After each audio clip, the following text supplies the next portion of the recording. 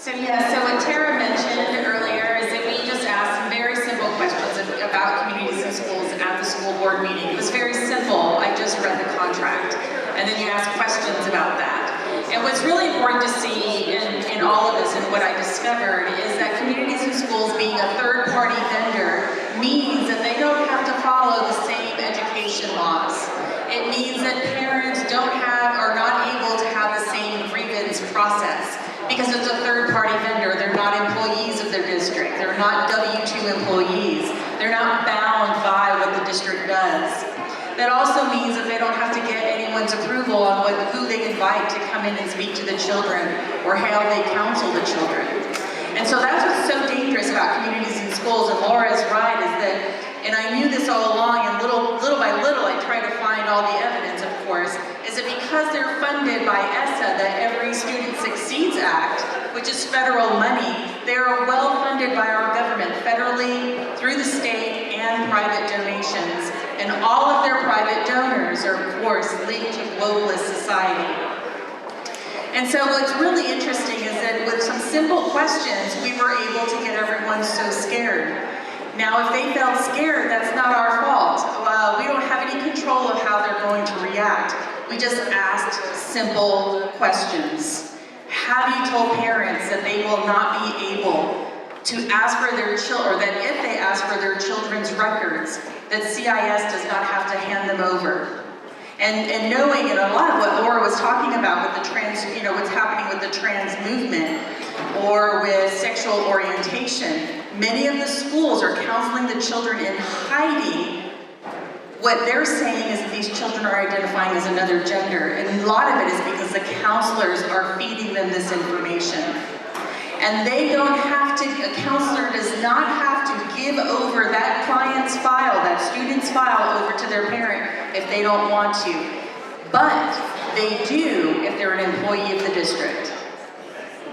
Because that is some of the rights that we have as parents, that as long as it's within the school system, you are required to show those files to the parent. But when it's a third-party vendor like communities and schools, they don't fall under the same laws, and so they're protected with your taxpayer money. And so what I did is I started digging in further. I found all of the information on the national organization in October. In November, and I presented it to the board.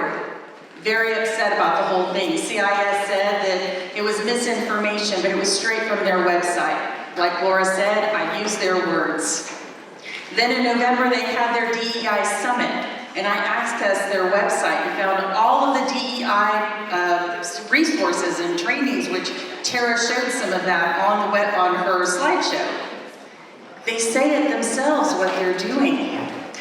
You can go to my podcast, The Monica Cline Show. You can also go to YouTube and see the videos where I go through every slide. One of them was LGBT DEI. And it was run by a biological male named Chris, who goes by she, her pronouns. He is a licensed counselor who specializes in child play therapy and in gender transitioning and all gender affirmation and all of that. So now imagine that person, that man named Chris, who wears women's clothing, goes by she, her pronouns, and your child needs counseling, and that's your child's counselor. Imagine that. And in the entire training, which you can see in the video, he is teaching the definitions, the narrative, as Laura said, that you are to accept. The narrative that every communities and schools employee is to work by, a worldview. And so when Communities in Schools South Central Texas says that they don't do what the national organization does, or that they don't, let's say they might even say, we don't teach that. It's actually kind of true that they're not holding a class teaching it, but they work with your children with the lens of DEI. It informs everything that they do with your children. And what's even more interesting is I found their DEI assessment for their own staff. And I took it. my name is Oscar Vega, apparently. I'm non-binary, and I work for communities and schools, and I took their assessment. I shouldn't have said that, because I used that email for Planned Parenthood and everybody to get information. I'll just get a new one. But in the assessment, it actually said, you have to rate yourself, like, have I done this? I've completed this training, or I have fully implemented whatever they're asking, or I have yet to do it. It's on a scale. And some of those questions were, and I talked about it in my podcast today, were things like, have I challenged the school, the staff, the children and the families on DEI? Have I this? All of it, this DEI assessment is, hey, CIS staff member, are you challenging the narrative? Are you implementing the narrative, the worldview that we believe in into every school district? And what's more is the executive director of Communities and Schools, Ray Saldana in San Antonio, Texas, they had a conference in October, a national conference in October. And I downloaded that video and I got the transcript and listened and read through everything. And he makes a very clear admission. He says that you, CIS staff, are in a position of authority because you're in the school doing the work with the children, in a position of authority. And you're consistent in what you're doing. And he says, we can write legislation, but that'll always take 2 to 3 years to create real change. But not when you're in the school, the change is faster. He's telling the truth. See, everything that we do today in legislation will mean nothing if we do not protect our children. Everything we do today, whether it's protecting our Second Amendment rights, all of that will change when our children become the next leaders if we are not the sole authority and primary educators of our children. So, I think it's great that Governor Abbott said, no more DEI hiring practices. And then UT says, oh, we're not doing DEI hiring. Okay, they're just renaming it. That's all they did. That's all they did. We know. We know. What I really want to tell Governor Abbott is probably not going to make a difference anyway, is that we need to change what's happening to our children. If he is actually very honestly wanting to get rid of DEI, then he needs to take it to the school and make it stop. He needs to take it to our Commissioner of Education and make it stop. I have a feeling he knows that. And it's not happening. But it is up to us because you are the stewards of your children. It is your responsibility. It is my responsibility. And I know we're not perfect, but we need to make that happen. And so what we're doing here is just like what Laura said, asking simple questions, using their own words. We do not even have to embellish what they're saying. And they still called it misinformation. And unfortunately, some of the people on the board accepted their excuse. Why? Why are we going to see this organization on their website, watch them getting the trainings, them telling you what their vision is, what their mission is, and then when they come to our door and say, oh, but I won't do that. And we're like, okay. Why are we being that naive? Are they being that naive? But it's up to you, the parents. And I don't see a whole lot of the parents from the district here tonight, but I know that you know them. And we need to make this a serious fight to protect our children and our community because things are changing quickly. Thanks, Monica. Perfectly said. I do want to say something really quickly that I forgot to do, and this isn't an endorsement. It's not an endorsement of him being here, but I do want to thank one of our school board members, Matt Seidenberger, being here tonight. It takes a lot to come and support us just by being here.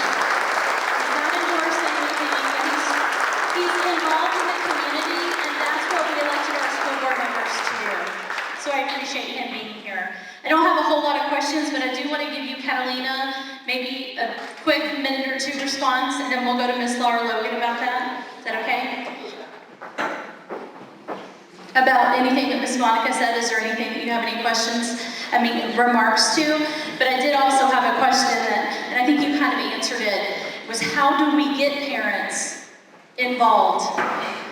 Like, we don't see a whole lot of parents here. We see more grandparents, we do. But I know what they feel because they tell me. I'm on the phone with parents all the time.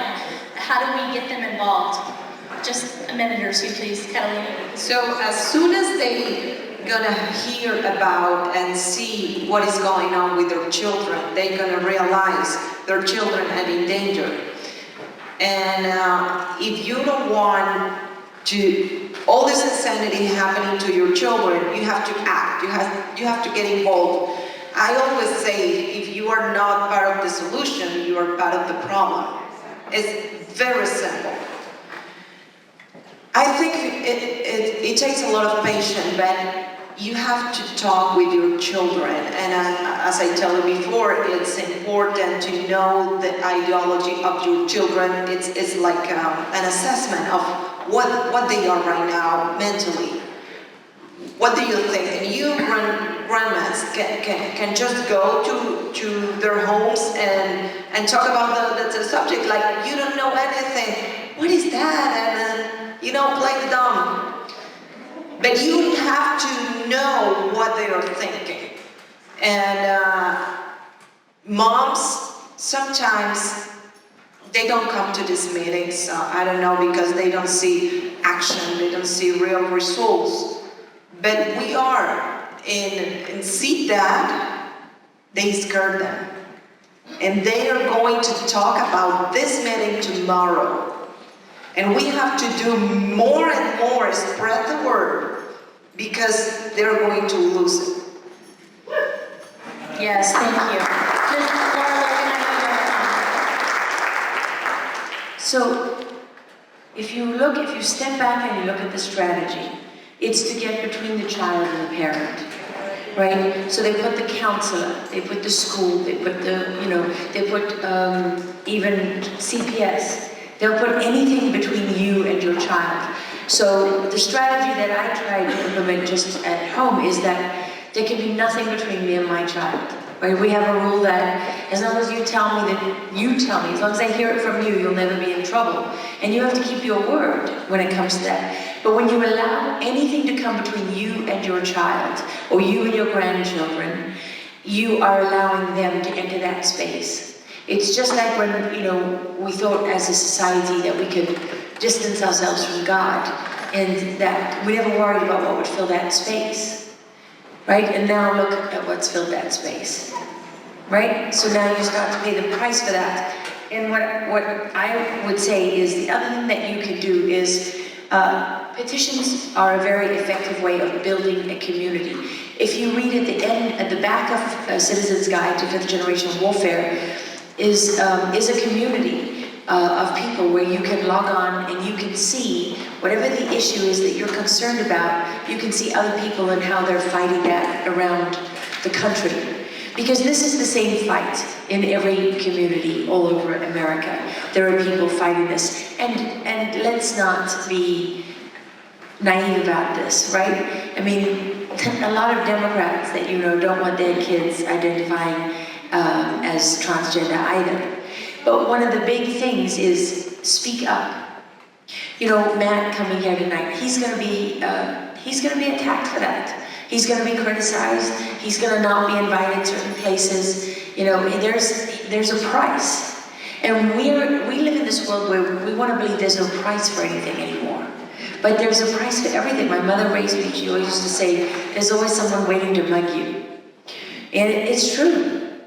What does that mean? If you think about it, it really means that we don't want to do the work. If you look at what's happened with Christianity, if you look at faith, we want the benefit of God, but we don't want to work for God. Right? We don't want to work for our faith.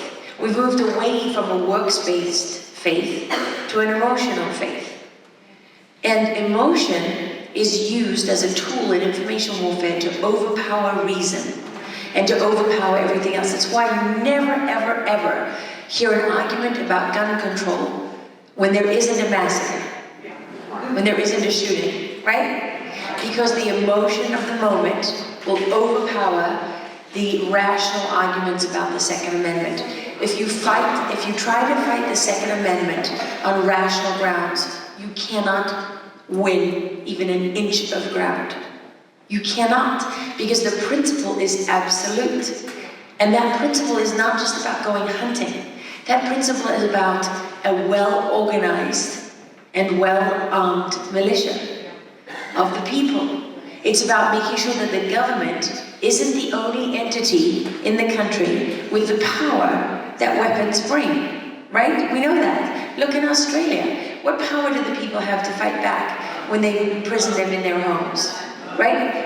Mexico, when the cartels are running amok, what power do the people have? In the villages, in the Christian villages across northern Nigeria, when the Fulani herdsmen, Islamic terrorists, come in and massacre Christians in the tens of thousands, more than 70,000 since 9/11.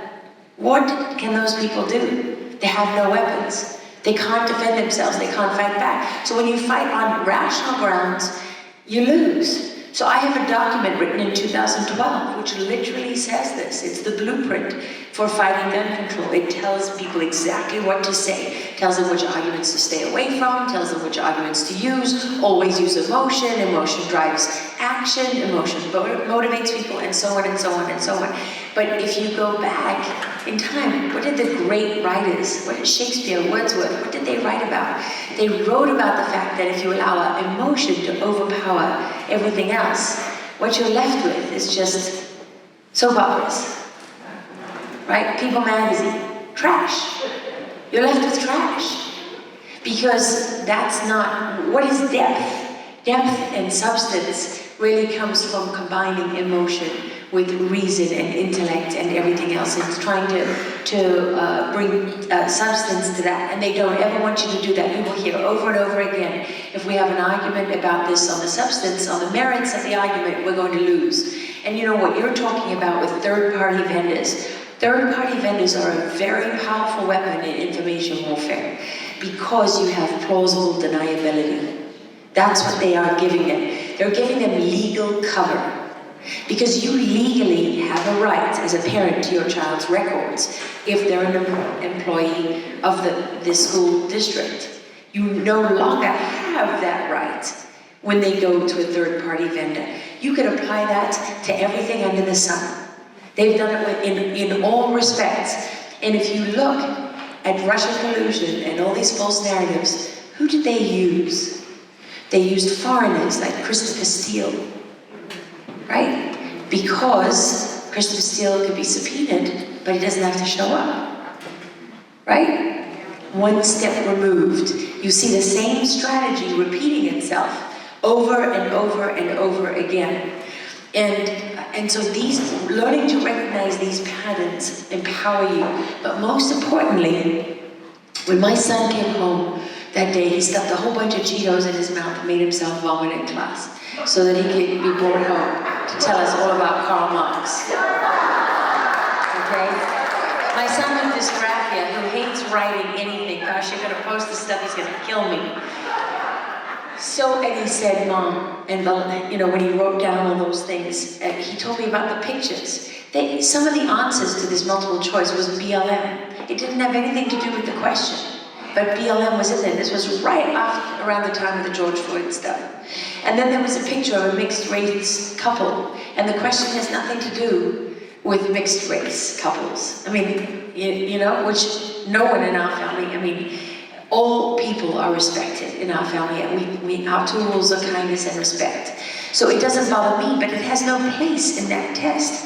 So what, you know, when he came home with that, and he said to me, Mom, that night when I put him to bed, he said, Mom, today was a very important day in my life. And I said, why? And he said, because I made a decision that will follow me everywhere I go. Wow. And you know, there's a lot of support for that kind of behavior in our home. But there isn't a whole lot of support for it in the community out there. If you look at what's out there, people are recognized for submission. If you go along with the narrative, you're recognized. Did you know Woody Harrelson just came out on Saturday Night Live and said that? God bless that man. Because in the world that he's part of, he's going to pay for that. So one of the things that you can do to get more parents to show up is, one, to recognize that not everybody can be a leader. Not everybody cannot care what people say about them. In fact, most people do care.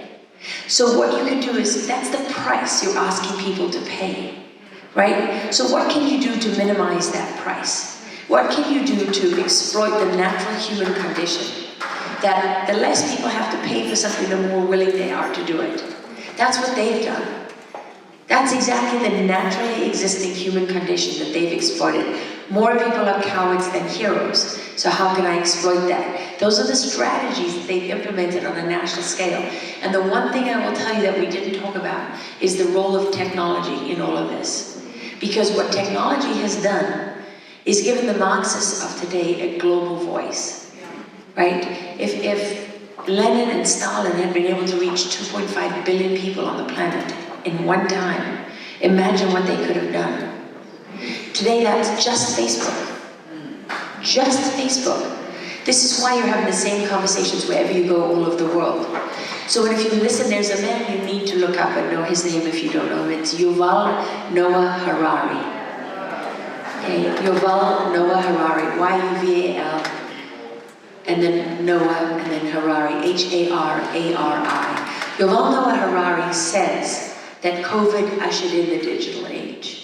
He says it was very important in digitizing many of our societies and in getting us to accept the concept of mass surveillance, and also in putting mass surveillance under the skin. If you think it's crazy to talk about chipping people, how many of your dogs are chipped?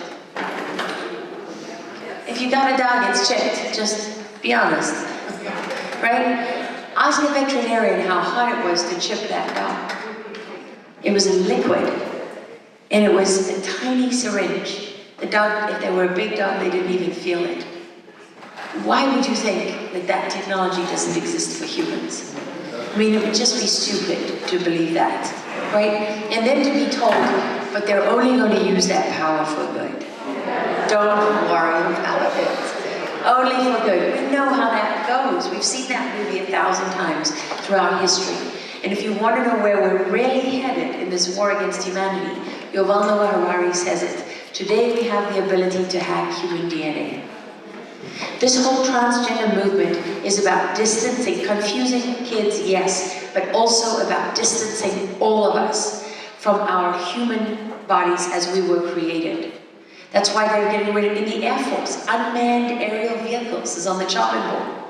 Wife, right? Words like this, anything that ties you to that family unit and creation. And most importantly, right, the humans of the future, the way they want bodies, children to be born is in pods, birthing pods. Right now, the Pritzker family, Governor Pritzker of Illinois, one of the biggest money families behind the transgender movement, they're doing experiments, taking the womb of a woman and transplanting them into men. That's what they're actually doing. And you can find videos on the internet of people who've had transitions and have breasts, and they're holding their new babies and they're trying to breastfeed. What chance does that child have? You have to pray for that child, right? But you also have to speak up and teach your children that it's okay to speak up. Because if you're one of these families that sits around the table at Thanksgiving and nobody wants to say what they really think, or you're one of those families who's lost touch with their children or their grandchildren because they went to college and they became somebody else and now they think that you're disgusting and you have no right to live, speak up and address those things. Have honest relationships. Because if you don't speak up, why should your children speak up? I know I'm going too long, I'll finish with this. I had a retired detective in Washington, D.C. do security for me once. And he told me his son had just gone to college. And when his first day at the college, they went around the class asking everyone what their pronouns were. And when they got to his son, he said, apple. And the professor said, Apple. I said, yes, that's what I want everyone to call me, Apple. And the professor said, well, why? And he said, because I want you all to eat me. And this detective got called in to the chancellor, right? You know, your son can't do this, it's offensive, blah, blah, blah. And he said, I pay the same fees. My son can say whatever he wants. He wants you to call him Apple, you have to call him Apple now. That's his pronoun. And the real point here is that he had the courage to speak up. And some other kid in that class is going to see that courage, and they're going to have the courage to speak up. And what we're not doing for our kids, we're taking away their life skills. When they sit on their phones and they watch TikTok and all the rest of it, it teaches them to reach for a Xanax and go to a therapist. And you're outsourcing your child to all of these things. And they're not teaching them that you will fail in your life and you'll get up and you'll be okay. You'll get past it and you'll go on and do other things, and maybe you'll fail again. Maybe you'll fail 20 more times, but it doesn't mean you won't succeed. And someday you'll be lonely, and someday you're really gonna not like yourself. You're gonna do something and you're gonna think and you're gonna look at it and you're gonna realize, wow, I never knew I was capable of that. And this is how you're going to pick yourself up and keep fighting. And we've taken those skills away from our kids and we tell them, be a victim.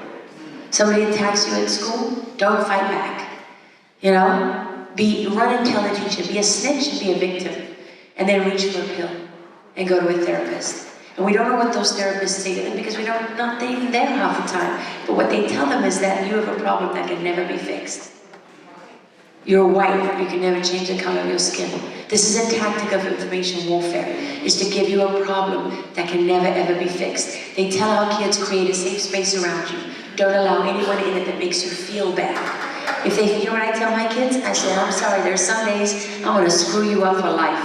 And I'm gonna not do it because I don't love you. I'm not gonna do it because I'm a bad mom. I'm gonna do it because I've got, all these other things going on. And some days I'm gonna yell, and it's going to scar you. And you're gonna get over it. That's what's gonna happen. You're gonna get over it, and you're gonna recognize that all these other days I gave you my heart and my soul, and I did everything I possibly could right, and that's gonna count more than that. And you're gonna recognize it's about the day I've had, or what I'm struggling with, and you're gonna be able to put it in that place, and your self-worth is still gonna be intact, because you're gonna learn the difference. And this is about two-way relationships. This is what we don't teach our kids anymore. And you know what they're doing? They're building robots. And they have sex robots now. And what does a robot not do? It never asks you for anything in return, does it? It's not a two-way relationship. And they advertise these robots as life partners. You could look it up on the internet. They have brothels in Japan and London and Las Vegas and Switzerland where you can go and pay to have sex with a robot. Seriously. And what does that mean? You can degrade that robot and you never have to be accountable for that, do you? It never asks anything of you and you can dictate all the terms. And that is antisocial behavior because we're gradually, successfully being isolated more and more and more. Speak to a psychiatrist today and they will tell you that the majority of their patients are young white men. And they're addicted to pornography because they're too afraid to be out in society and ask a girl out and be a normal guy. That's what they're afraid of. That's what we're doing to ourselves. That's why that fire from the pastor, it's urgency. April's telling me I talk too long. I gotta wrap it up.